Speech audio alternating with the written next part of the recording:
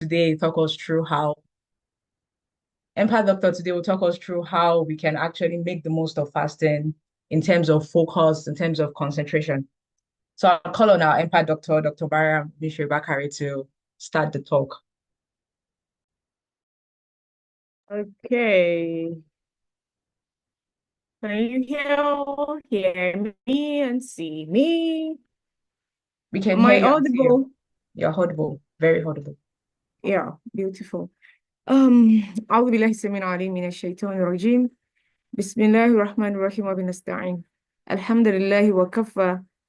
ثم الصلاة والسلام على من لا نبي بعده. سيدنا محمد وعلى آله وصحابه وسلم تسليما كثيرا. رب اشرح لي صدري ويسر لي أمري واحلل عقدة من لساني يفقهوا قولي. السلام عليكم ورحمة الله وبركاته. Um, Ramadan Mubarak to all of us on this call. Even though we're expecting some non-Muslims to still join, some showed interest. And we are still expecting more of us, we the celebrants of Ramadan, to join in as well. I guess probably people are sleeping or they've forgotten due to the prep for Ramadan.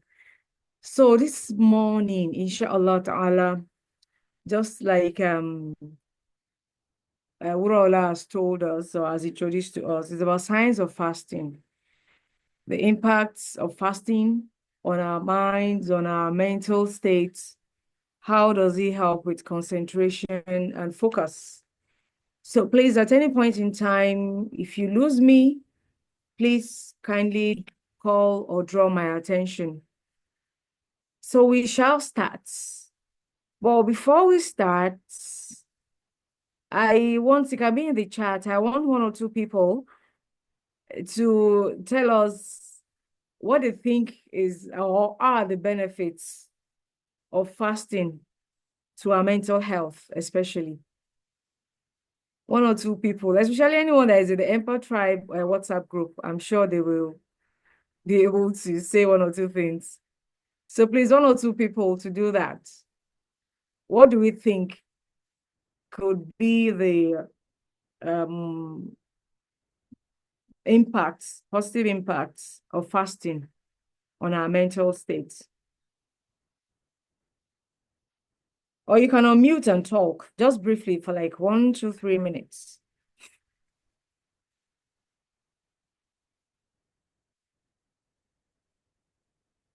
Am I alone? Looks like I'm alone on this call.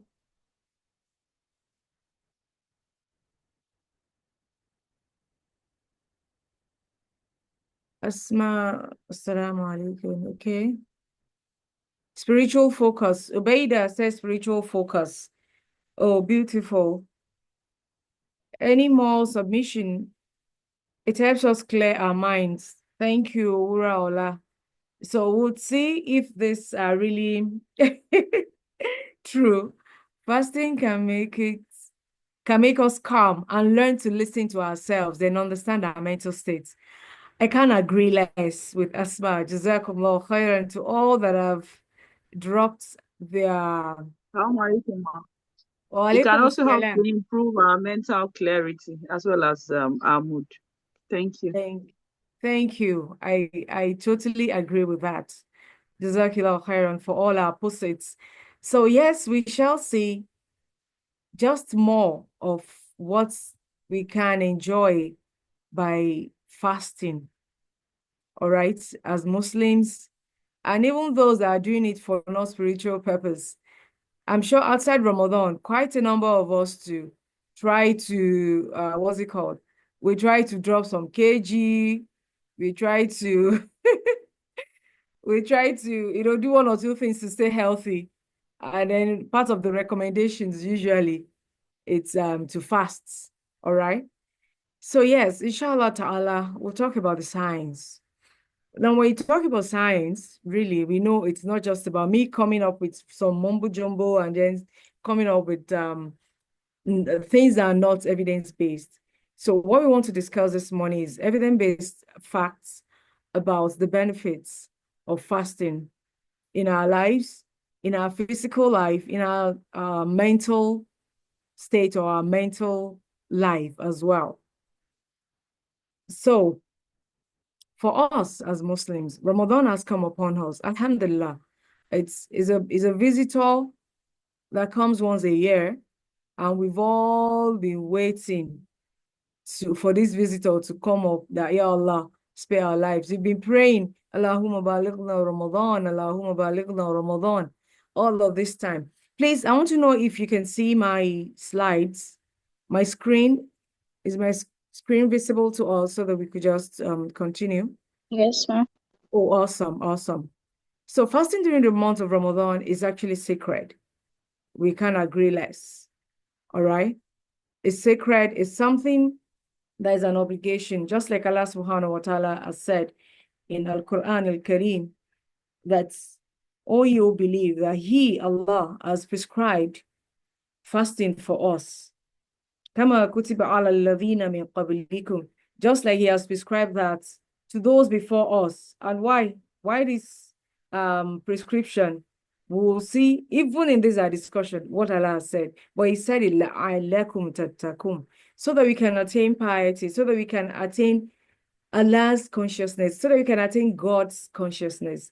And then, generally we read it, and for those of us that have gone through the tafsir, we may know how the circumstances, or what happened before the revelation of that verse.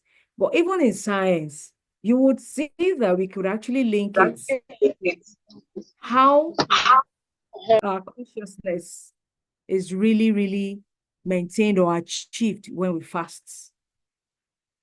Fasting generally, when we define fasting, we say generally is the refraining from or abstinence from eating and drinking. If you ask people in the general parlance, that is what they will tell us, isn't it? You abstain from eating, you abstain from drinking. Those that are doing intermittent fasting, those that are doing, there are different types of fasting now that we see even in the wellness world. All right. So if all of those things is what they believe generally, we now as Muslims, aside that, we are meant to fast, not just leaving food and drink. We leave vain talks, lewd talks and discussion. We don't engage our eyes in things that are haram, because all of these things have impact on our mental well-being and on our personnel or personality invariably. What we use our hands for, what we use our ears to listen to. I do tell people when I'm opportune to be in a gathering that has to do with wellness, that the gateways to our brain and to our mind is through our eyes, our ears. What we see, that's what we feed our eyes on, and what we hear, what we use our ears for, they actually have impact on the processes and the neural activity that happens in our brain and invariably in our mind. So it means what you watch over time. For example, for those of us that, I know that Yorubas here, for those of us that have watched African Magic for so long a time, or those of us that were in those age of Nkombe, late scholar or Lutz, or what was his name, the man really tried with, instilling a lot of fears in people, such that you even be so fearful and scared of your next door neighbor because you don't know who is the witch. And then over time, it became like how will I put it? It became like a religion on its own, astaghfirullah, because people are so weary, they are so scared, because they are feeding their minds with all those things. And the same thing with what we hear or what we listen to, they are gateways to our brain. And they invariably affect some neuronal activities that happens to us. Now Ramadan is upon us. Aside all of these things that we abstain from, what do we stand to benefit? Self-control, empathy, and spiritual growth. I do tell people, like anyone that is alive and you don't have a greater purpose, then that person has not grown. Let me say it again. if you are alive today and you don't have a greater purpose for your life, for your existence, well, it doesn't matter who you are. Alhamdulillah, for Islam, even the non-Muslims, they know that. Everyone knows that. It's a fact. You must have something greater than you, something beyond the ordinary that you have a recourse to at every point in time. You know why? Life is going to happen. Like we do say, life happens, right? Life happens, sometimes it looks like the whole world is crumbling around us. What do you connect to? Where do you run to? Do you run to another human being, or do you attach yourself to something greater than you, a higher purpose, a higher reason for doing something? And that's part of what fasting will do to us. It gives us that spiritual growth. It's enables spiritual attachment for us. And in the long run, we feel better. And this Ramadan now has come for 30 days or 29 days, like we do say. And it's been said in the psychology world that for a habit to be deeply rooted, you must have done it for like 21 days. So you could see if we can abstain from the vain talks, from the lewd talks and activities, and then we can control ourselves from eating, even when we have yummy foods in our refrigerator, it's everywhere, and yet we can, try to control ourselves not to take it. By the time we do that consistently and consciously, we will have learned, or we would have taught our brain to adjust to the fact that, you see, you really don't have to do this needlessly. And that's a habit we've already achieved. And having a good habit, when you have a good habit, you have a good mental activity or mental well-being. And for us to be able to say we are healthy, it doesn't matter if you don't have any wounds on you as you watch me or listen to me now. It doesn't matter if you're not diagnosed with anything, diabetes, hypertension, because some of us may wonder, why do I need to be here? Anyways, I'm not sick. I'm already fine. If your mental states or your mental well-being is not taken care of, then there is still problem. And that is why the World Health Organization define health as a state of physical, emotional, mental well-being, social well-being.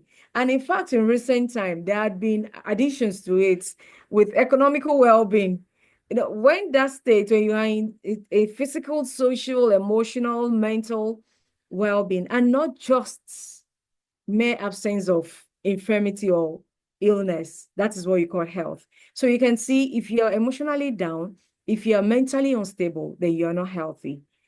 When you develop this self-control that we talk about, this is what happens. You are telling your brain that, you see, you really can do this. Most times why we suffer, pain happens in life, but suffering is a choice. Let me repeat that. Pain is a constant variable in life, but suffering is a choice. What do I mean, or how do I mean? For example, something happens to us, something untoward happens to us, and then we now choose, or we just headlessly react to it in a certain way that worsens our situation. Or someone said something to us, someone did something to us, and we decided to harm ourselves by not eating, by being, so despondent, by being so sad and all of that, rather than, reframe it. For those of us that have been following me on my Instagram handle, you will see we've been talking about the R's to a happy life. Rather than reframe these things and then try to seek redress, you start recounting, you start wallowing in that sadness. And that's because you've given away your powers. You're already telling the person that I don't have control over anything. But when you are able to do this, you're able to fast, you're able to look away, you're able to walk away. That means even in everyday life outside of this fasting period, you can also walk away from toxicity. That's what it means. Because some newer neural pathway will develop in your brain. I have one of my organs here. That is a guru in anything neurology. She will permit me to say the little she has taught me. All right. You see, you have developed that new neural pathway. Normally in life, there is a standard. Everyone does something in a certain way. This is how we do it anyways. So you just follow suit. But you now decide to do otherwise. Like, I have a choice. Allah is telling us that you can have food. You have all the resources, but yet you decide to say, I have a choice not to eat. I have a choice not to drink this. I have a choice not to say this. I have a choice not to go to this place. When we do this often, what do you think would happen to us? We are going to feel better because we've empowered ourselves. And that is what Allah wants us to do. That is what He wants us to learn. And again, in doing that means we are also obeying Allah. I'm sorry, I'm scrolling unintentionally. Yeah, thank you. So if we are obeying Allah, we are submissive. That on its own is training our mind. That humility is key. So when you are at work and there is a superior voice or space, and you are trying to be a loggerhead with that person, if you subject yourself for this 1 month wholeheartedly, you would see that it's meaningless. Whatever is regarded as superior is superior. You just obey as long as it doesn't harm you, as long as it's not taking anything away from you. And empathy. Oh, well, I'm the empath doctor. And what do we do as an empathetic person? You try to wear the shoes of the other person. Whose shoe are we wearing by fasting? I mean, let me ask us, whose shoe are we wearing? We are wearing the shoes of so many people, so many children in Palestine, so many people in Sudan as the war reading, even so many that had been in Ukraine. They don't all have to necessarily be Muslims. They have, or they used to have resources, but now it's not the story. They could have, gone to eat whatever they like, but now they don't have a choice. They settle for only what they see. But by the time we fast, by the time we abstain from those things we have access to, it's not like we don't have. We have, really. But we have decided to obey Allah. We have decided to subject ourselves to the superior being. We have decided to take on this path of empowerment, and we fast the way it's been prescribed. We feel the hunger pangs, yet we will not drink that water. We feel the hunger pangs. The boborygmy is there. Even our children, they're already, by this time of the morning, they already say, Mommy, I'm hungry. Daddy, can I take something? And then you tell them, do you know how many children have been on this? They've been fasting, not because they wanted it, every day of their lives. Every day. So this would teach us empathy. And when we empathize, we get reward. The purpose or the main source of happiness for every human being, we can research this, is in what you do for others. Is in how of other people's feelings are you able to bear? How much of their burdens are you able to bear or take away from them? So for those of us that have the wherewithal, this is Ramadan. This is the fasting period. This is the month of blessing. Let's extend our hands of fellowship to those that don't have. Those that can donate online, in dollars, in naira, to, verified or authentic charity groups that can extend it to those that need. Please, let's do it. When we do that, we have a reward. From your Lord, you have a reward. For yourself, for your well-being, you have a reward, because it triggers the release of some feel-good hormones. It helps you with a feeling of, serotonin comes in overloads because you've helped others. You've put a smile on someone else's face. You would get that. And you remember that what Allah even said is, Rasulullah sallallahu alaihi wasallam has been reported to have said, when you do something for other people, when you even pray for them, Allah will answer their prayers and even do same for you. So when you do any act of goodness unto another person, you are invariably helping yourself. So empathy, empathy, empathy, very, very important. Our fasting also, it's like it compels us to empathize in some way. And of course, our physical well-being is improved. How does our physical well-being improve? When you don't eat too much, you're lighter. You fast from dawn to dusk.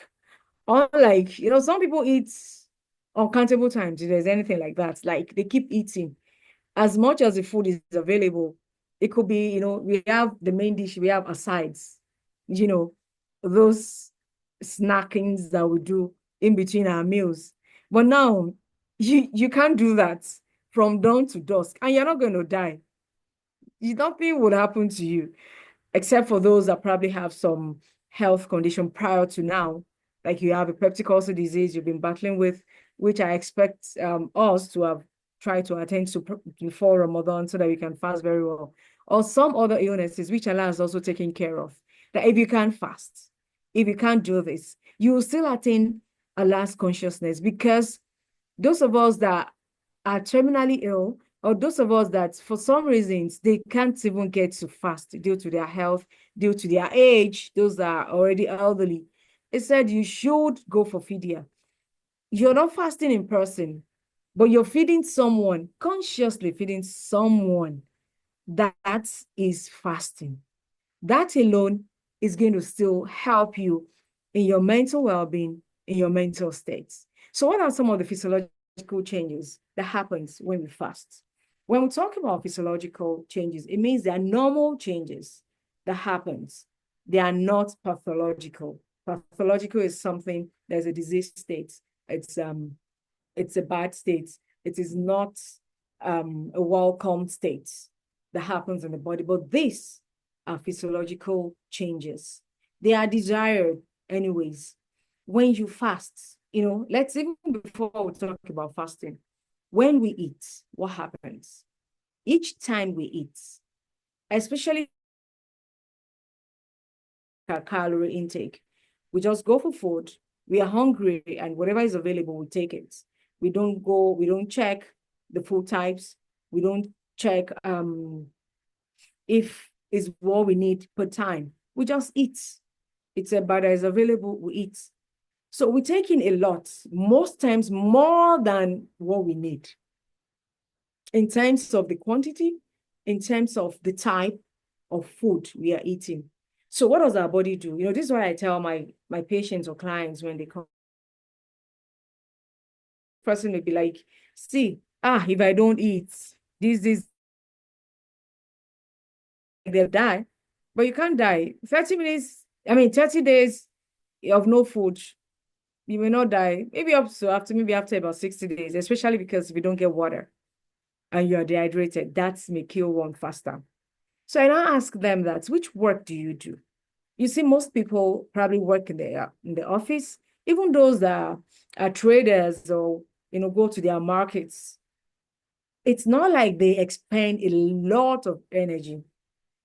So what we do, we eat in excess of what we need.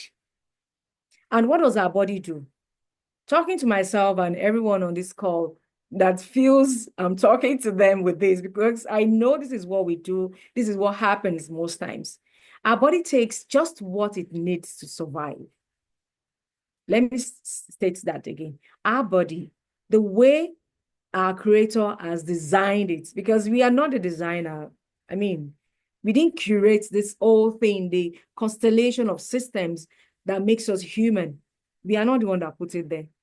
The maker puts it, the machinery is put in place such that what you need is what your body takes. And how do you know what you need? It's graded or calibrated based on your activities. If you are, for example, not a bricklayer or someone that's a mountain, even a mountain climber may not need so much, but someone that really goes through a lot of, physical strenuous physical activities that they burn a lot of calories. Those are not, they are never sitting, they do field work. They are climbing this, coming down this, lifting this. If you don't do that kind of work and you're now eating in a mountain of food for breakfast, for lunch, for dinner, you eat like a king in the morning, you eat like a queen in the afternoon, you eat like a prince in the evening, you're always eating.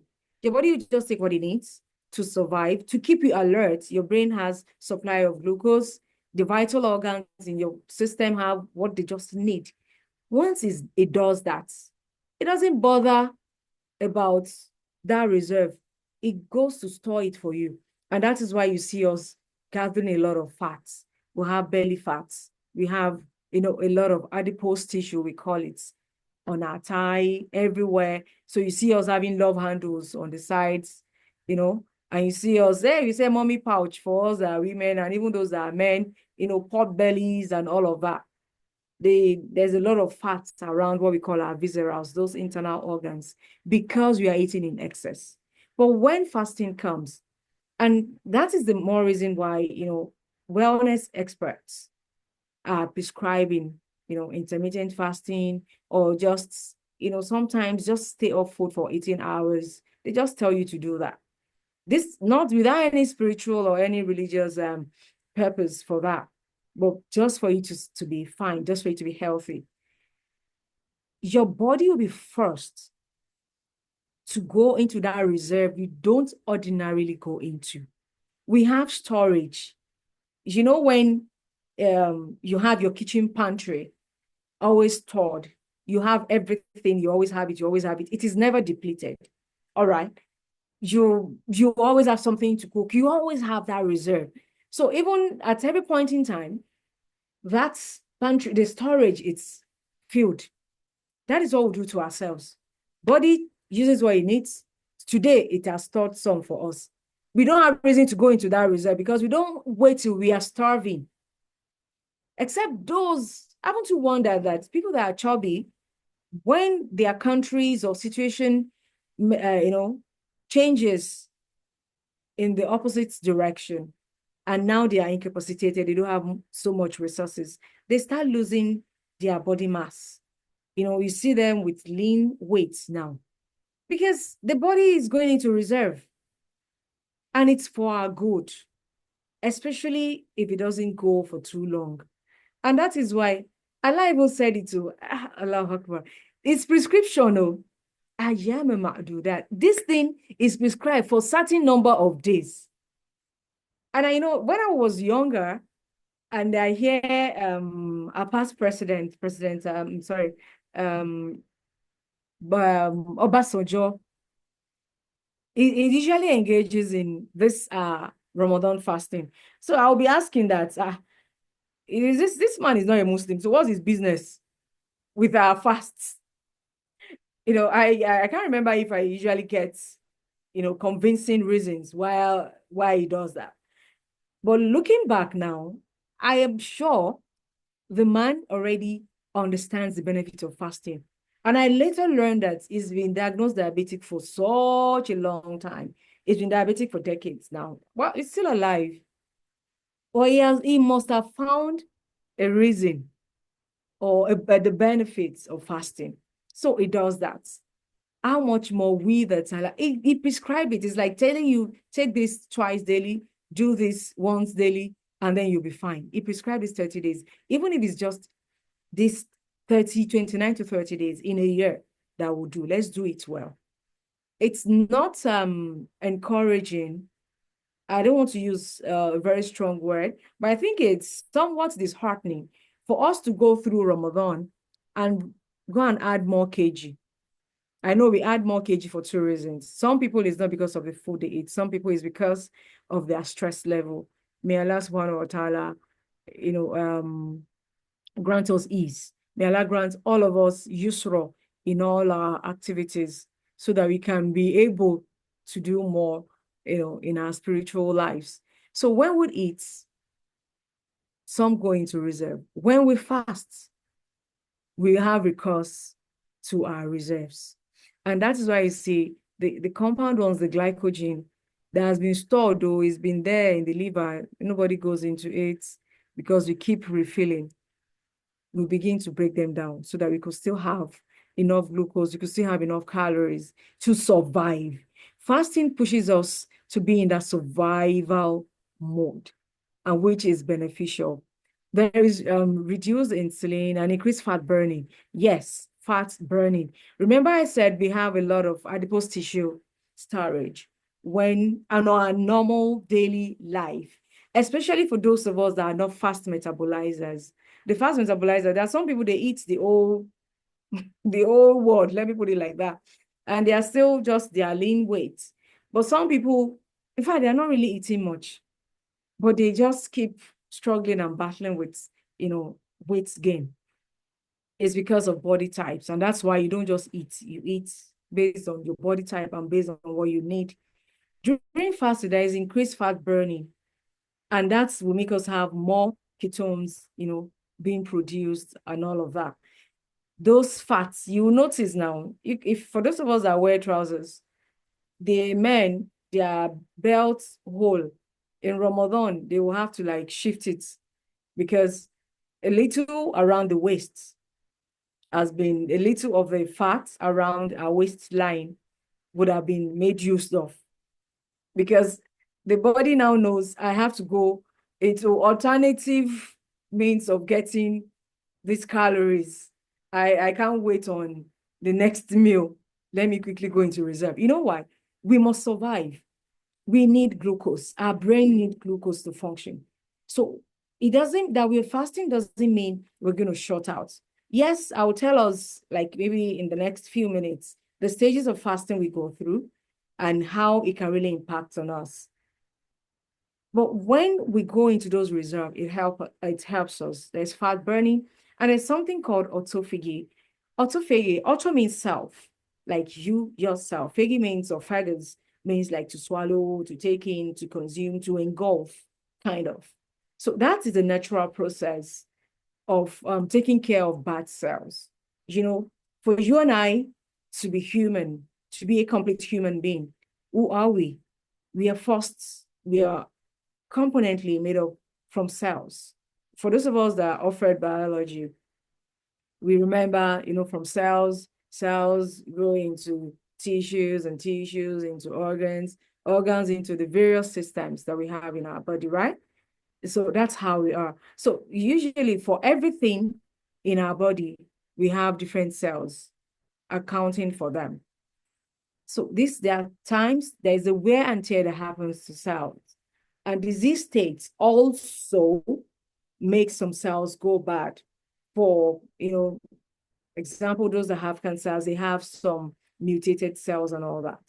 So naturally, we could have this autophagy, but unintendedly, if there's any English like that, fasting pushes our body to go into some autophagy, to go into recycling, to go into breaking down and taking care of some of these bad cells, damaged cells. And that's why you see sometimes during fasting, we start glowing, even our skin. That the largest organ actually is our skin. It's everywhere. And you start glowing and people will be like, this fasting is really doing you well. People tell me that a lot during Ramadan. And then you'll be like, yes, you yourself, you feel lighter, and overall, you feel better. Then there's changes in adrenaline and cortisol levels, and this changes is a good change. Adrenaline and cortisol levels, let me quickly say something on it. They are stress hormones, basically, especially the cortisol. And cortisol is one culprit that makes us gather this weight, because it's especially when they are on overdrive. When you talk about stress, there's this desired level, the EU stress, meaning something's happened by virtue of what you do, or maybe you just got a promotion, or you are moving houses, or you're doing something. It's something positive, really, but it needs more, it requires more of you. So that is just a temporary thing. And it doesn't go beyond the normal state of, some stress, temporary, and then it fizzles out. But when any stressful situation that puts us in this anxious state, anxiety plus a lot of physical stress and all that pushes us to distress. You know, I talked about EU stress. When you have distress, these hormones, they are on overdrive. And when they're on overdrive, there is problem. The part of the problems is they are they keep sending signals to other systems in our body, the endocrine system, our immune system. And then we have what we call inflammation going around in some other parts of our body. Now, adrenaline is that thing that is responsible for you to do FFF when you are in a dire situation. Is it that you fight back a situation, or you flee from it, that's flight, or you freeze, you're just numb, you don't know what to do. So, but this, as good as they are in some situation, because you can't see a lion, like you are there seated, listening to me, and then something unexpected happens, a fire incident happens, or you just see something bizarre around you happening. You wouldn't just stay still most times. The adrenaline, it's released from your autonomic system, it's nervous system, it's released, and then you're like running. Or if it's something you can actually face, you want to fight it. Or sometimes it's overwhelming enough for you to just freeze. This happens like almost on a daily basis. But when it says too much, then it is damaging. But when you're fasting, remember there's this level of consciousness and signals to the brain that's, guy, don't worry, just calm down. You're already telling that there's a little structure in our brain, we call the amygdala, loaded with a lot of gray matter and sitting there in your limbic system. Don't mind me, I'm talking a lot of medical jargon, just take the meat. For some of us that are not in that realm. So the limbic system through the amygdala is a seat of emotion, right? And that is what will tell you whether to be so jittery. You are there when adrenaline is on overdrive, cortisol is there, you see your heart, beating so fast, you see your breathing so fast and all of those things. But when you're fasting, you don't even have energy, Kuma, like they say, especially in the late part of fasting. So let me just quickly say those steps of fasting I was saying. When you're fasting, when we start, like for us, let's use Ramadan. After the sahur, the pre-dawn meal, right? We are first in the fed state. Yes, we've taken something, no matter how little it is. Even if it's water, you're able to manage, because some people don't do well with eating at that time of the night. So you're in the fed state. And then from the fed state, you're just, perfectly yourself, your normal self, normal functioning, everything all right. And then from that, you move to the early fasting state. The early fasting state, yes, maybe a bit of some hunger pangs, but you see how your energy level is still good, all right? Even your body might not have started going into a lot of reserve at the time. And then from the early fasting state, you go to the late fasting state. The late fasting state is where you may start becoming a bit lethargic. Your energy level starts dwindling, especially if you're not engaged in distractive activities. Not like you want to intentionally distract yourself, but you're just engaged. And the beauty, Alhamdulillah, the beauty of our brain is, even though we all parade ourselves as I multitask, I do this, per time, you can only focus on one major thing per time. So if you're doing one other major thing per time, it's going to direct your focus. It's going to direct your energy to that thing. Yes, you're hungry, but it is not what you're focusing on at the time. All right. So that late fasting state, yeah, energy level dwindling, and you're not particularly maybe energetic. And then your body's already been into system to make sure that, see, guy, just function and survive. Don't worry, I'm giving your brain enough oxygen. Enough glucose to survive. And it keeps, attending to the vital organs, so to keep you alive. Isn't it beautiful that at some time in our life, we are at the point of being conscious enough to just want to live. We just want to survive till dusk that will break our fast, to even drink water. And then the last part is a starvation state. The starvation state is, see, you really don't have calories that you probably got from your fed states. And now your energy level, like around that 5 p.m., 6 p.m., coupled with some scorching sun that is already sapping your energy and all of that, you're already in that starvation state. And that is the point, the most critical point, that it keeps going to that reserve. It goes to burn those fats you've accumulated over time. So you can see that it's a beautiful exercise. Fasting, as much as for us, especially in this month, that it's a spiritual exercise. It's a health-oriented or targeted exercise. It helps us to focus on what is important, because naturally your body is focusing on what is important. Many times we eat for the fun of it, but now you're eating necessarily. Now you are feeding for purpose. Now you are more conscious of what you're doing. It brings us into states of mindfulness. It brings us in this state of mindfulness. Normally, outside of fasting, like I do ask people, and I've been asking people in recent time, that if I ask you, and I'm asking us here, you can type it in the chats box, that is your mind full or you are mindful? Mindful, F-U-L-L, or you're mindful, F-U-L. We are meant to be mindful, F-U-L, as a single word, for us to be in a good state, right? But many times things happen and our minds are full. Mindful, F-U-L-L, double L. When that happens, we are not, in our best states. But do you know that, or have you observed? And if you've not observed, from today going forward, when you're fasting, you only focus on what is important.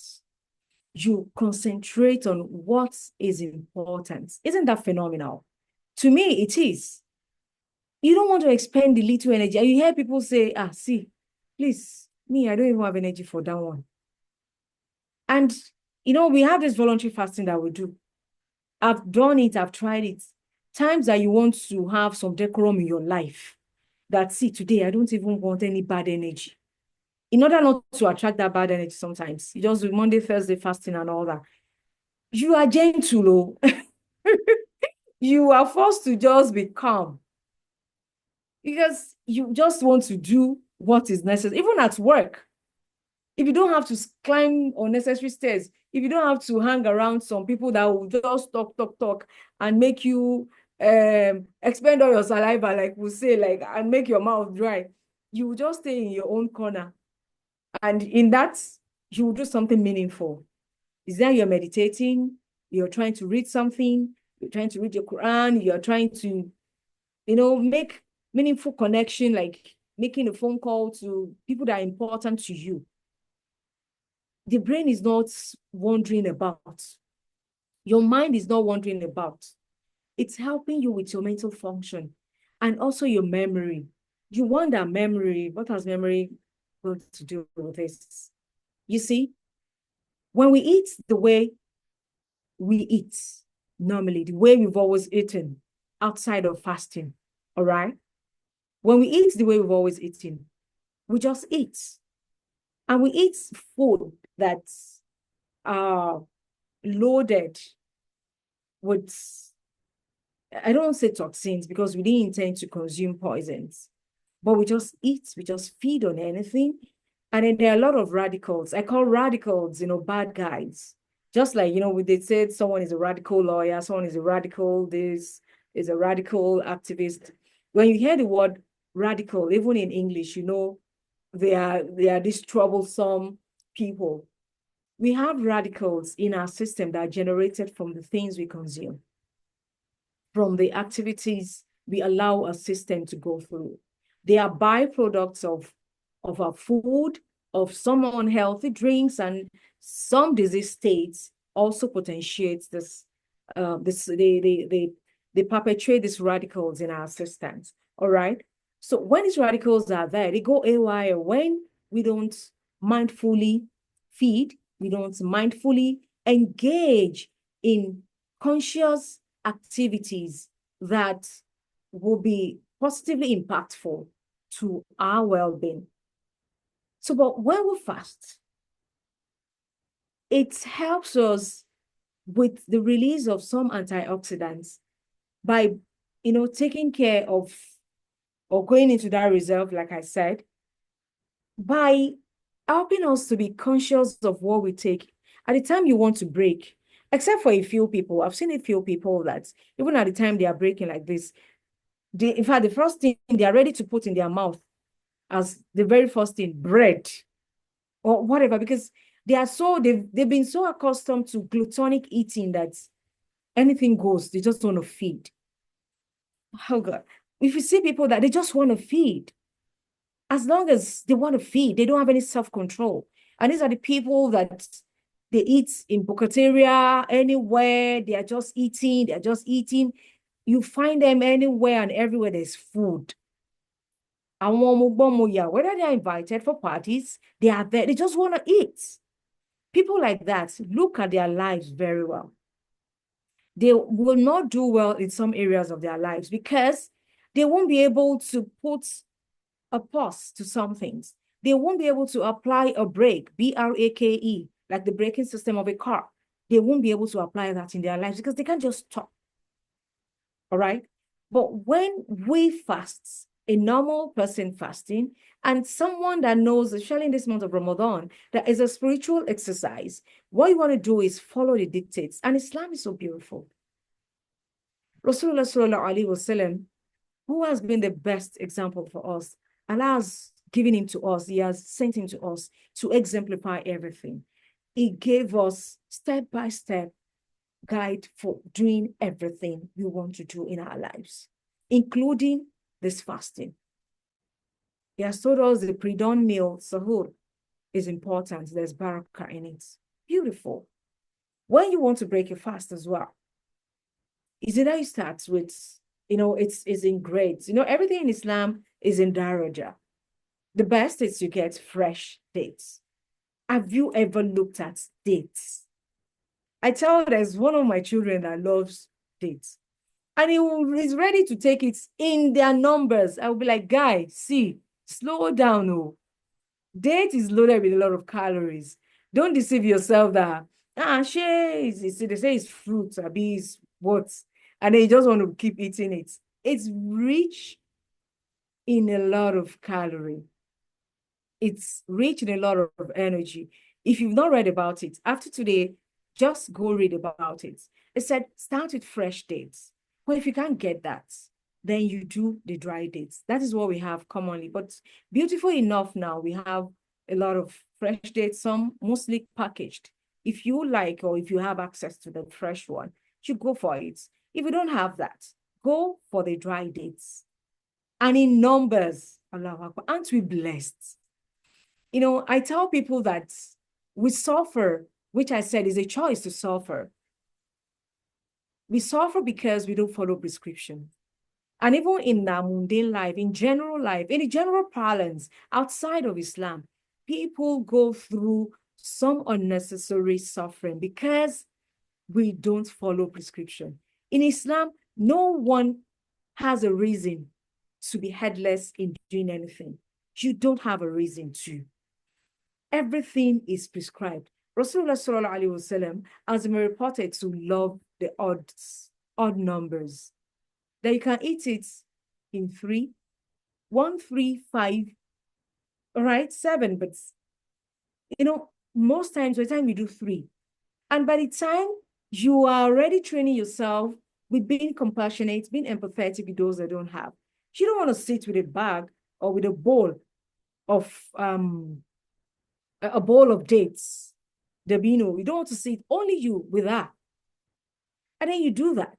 You do water, isn't it? It goes like that, like that, like that. So the prescription for us to break, it's not to dive into a bowl of rice immediately.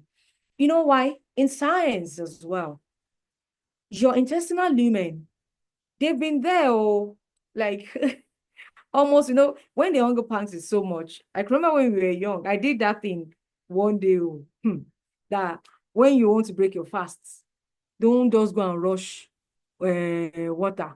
Somebody should help me with English now because I want to speak in Yoruba. That when you drink, just go and rush water. Aworoko magbiye. What's Aworoko, please? The people in the house, all my chiefs, my guys in the house, help me. Because I know we have some non-Yorubas are here so that they can understand that. It's I started turning on the floor, as in I was really in a lot of pains. Because as a child now, hey, this today that you fasted, I was just and I was just gulping it. The next moment like this, I was on the floor. Nah, don't do that. Because you know why? Science, science has its roots in Islam because Allah has said everything. Rasulullah has exemplified everything for us. The lumen are they're already opposed somewhat because you've not fed for those number of hours. So nothing is going through them. It's like you having a pipe, it's already dry. So when you're putting something, it has to be gradual. Look at it. If you're munching the dates and you're not taking any numbers, it's not like, dates, there's a process to eating dates.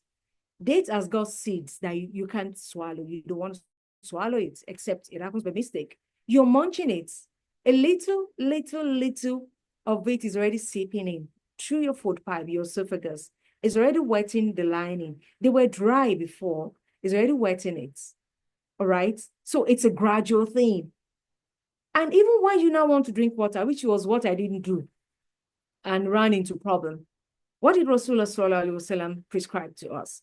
He said, take in sips, that it is more blessed and more satisfying. And it's been proven. You take in sips. So you can imagine someone who had fasted for those number of hours we do fast for, and then you gulp it. What happened to me as a child could happen to you.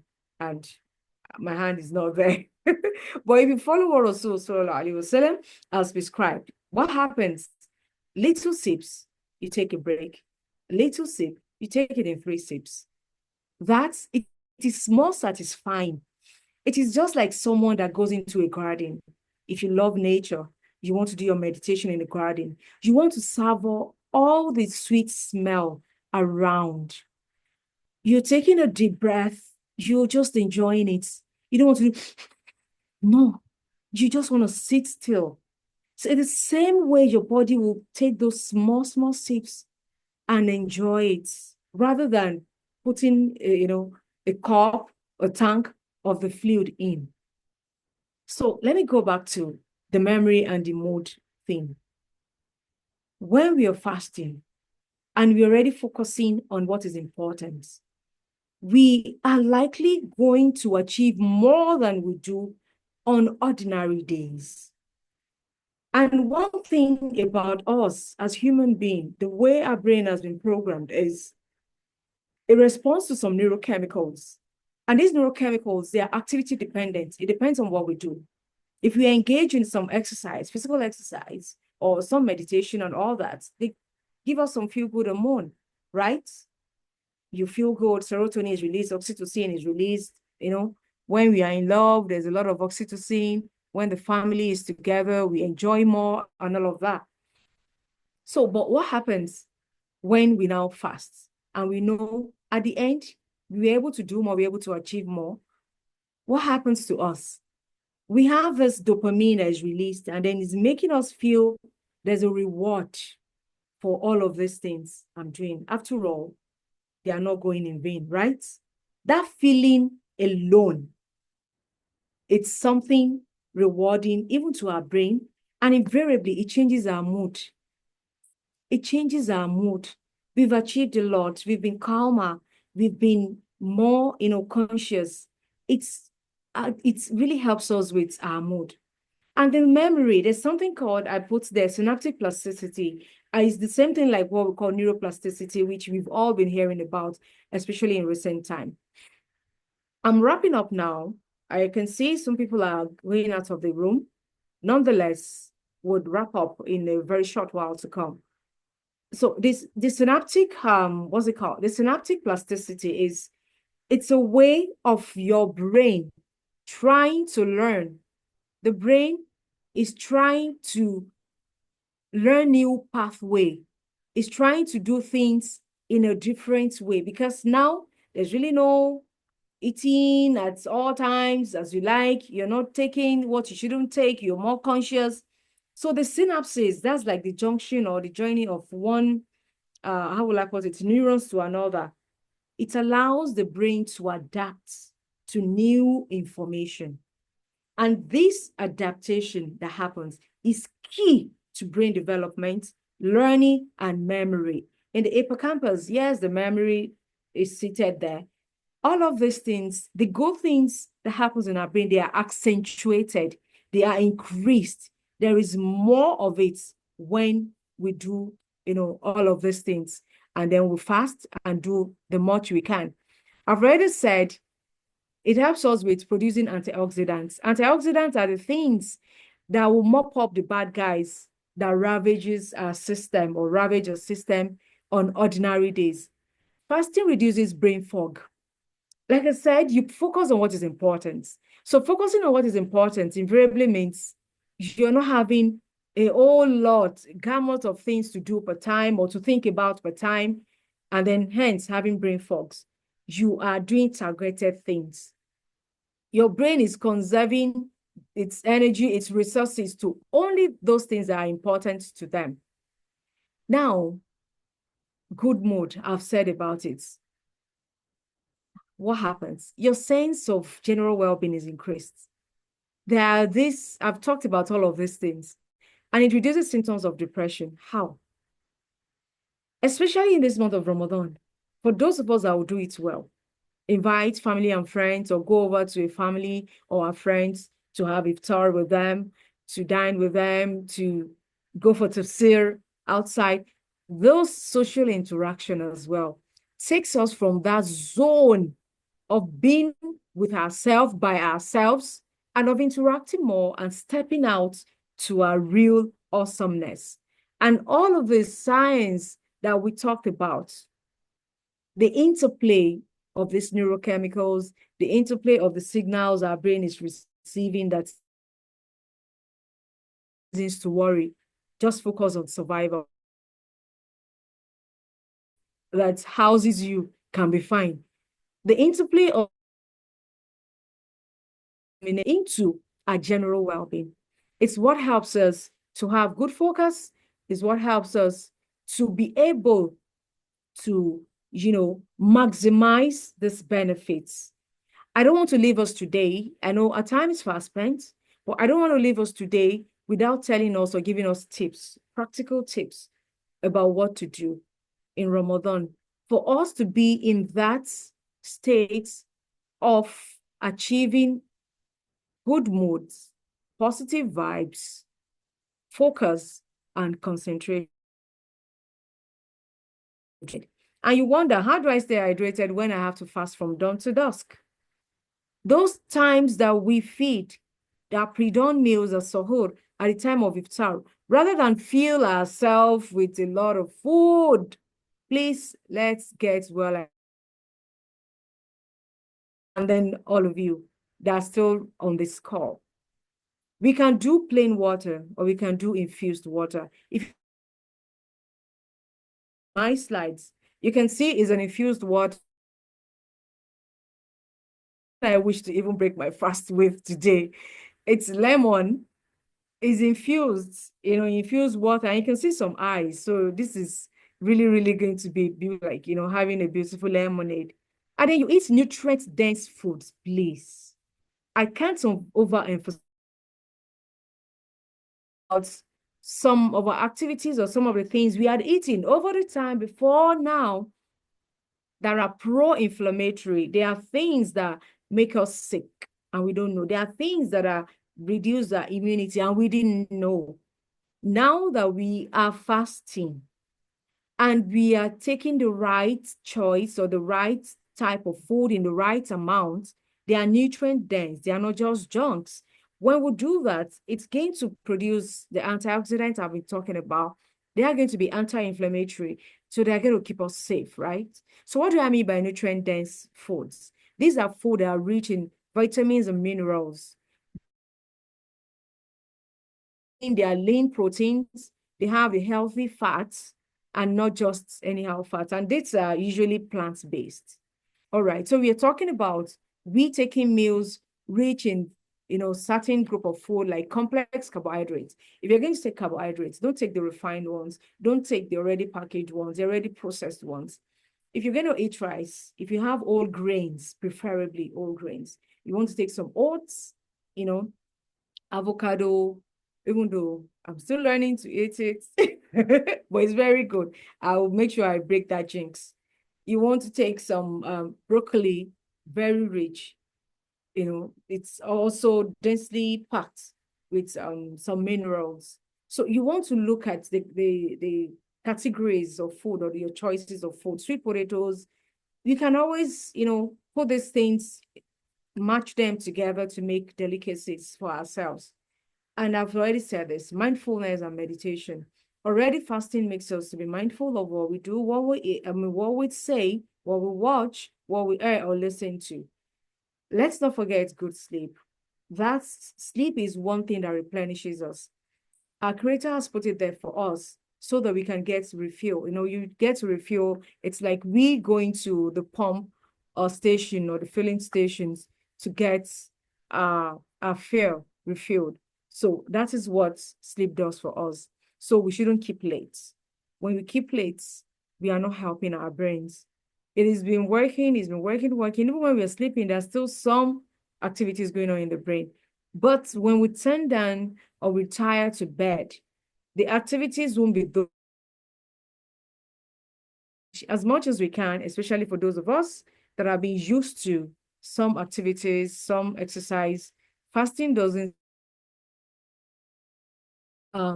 we have to stop those exercises, but rather do tolerable ones so that generally we are better. On this note, I'm going to say thank you for tuning in with the Emperor Doctor today to discuss the science of fasting and how fasting impacts on our mood, our consciousness, our focus. I'll just end on that same verse I've been quoting, that Allah subhanahu wa ta'ala who has prescribed Ramadan for us. Alhamdulillah, all of us on this call, it means we're able to witness the beginning of this month. May goodness that we'll see the end of this and then we'll be able to all celebrate together on Eid. It said he has prescribed it for us, for all of us that believe. It means all of us fasting. Engaging in this means we all believe. And the reason is so that we can become righteous, so that we can attain the true consciousness of Allah.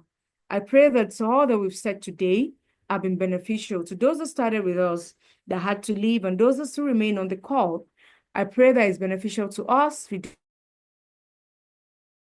for following us and joining the Emperor tribe on this beautiful journey. And beautiful enough, 1st of March, 2025. For more of all of these things, please, you can join us on our WhatsApp group, the Emperor Tribe. I think the link should be somewhere in our chat box. And also my Instagram handle, that's empath_doctor on Instagram, on Facebook. We can also jolly together to know more, to hear more, to interact more. On these notes, جزاكم الله خيرا for tuning in. وقولوا قولي لهذا أستغفر الله لي ولكم. والسلام عليكم ورحمة الله وبركاته. Over to you, Wuraola. Questions, comments? Thank you.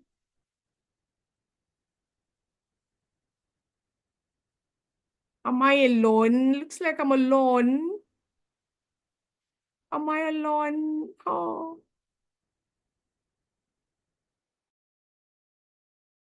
Doctor, for that beautiful Thank and you. soul-inspiring lecture. May Allah reward you abundantly. Thank you.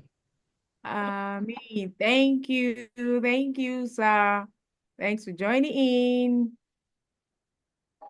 Okay. Where's our anchor person?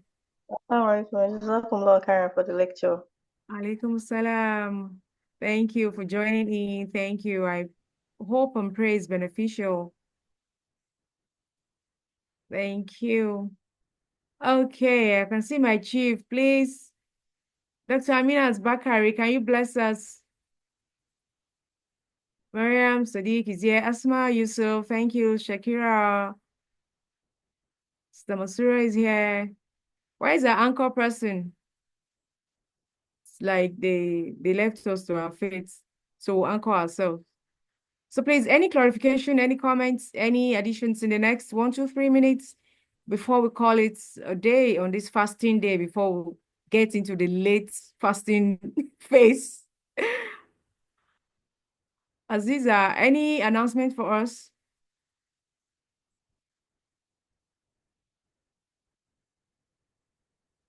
Aziza, any announcement? I've made the announcements. Okay, so on this note, if there are no comments, Jazakumullah khairan, Ami wa yakum. I want to wish us a blessed day, a blessed month, and a blessed life. So till we meet again in a short while, as we continue to meet on the Emperor Tribe, WhatsApp, Instagram, Facebook, and all the platforms. Please stay safe, stay blessed. Wassalamu alaikum wa rahmatullahi wa barakatuh.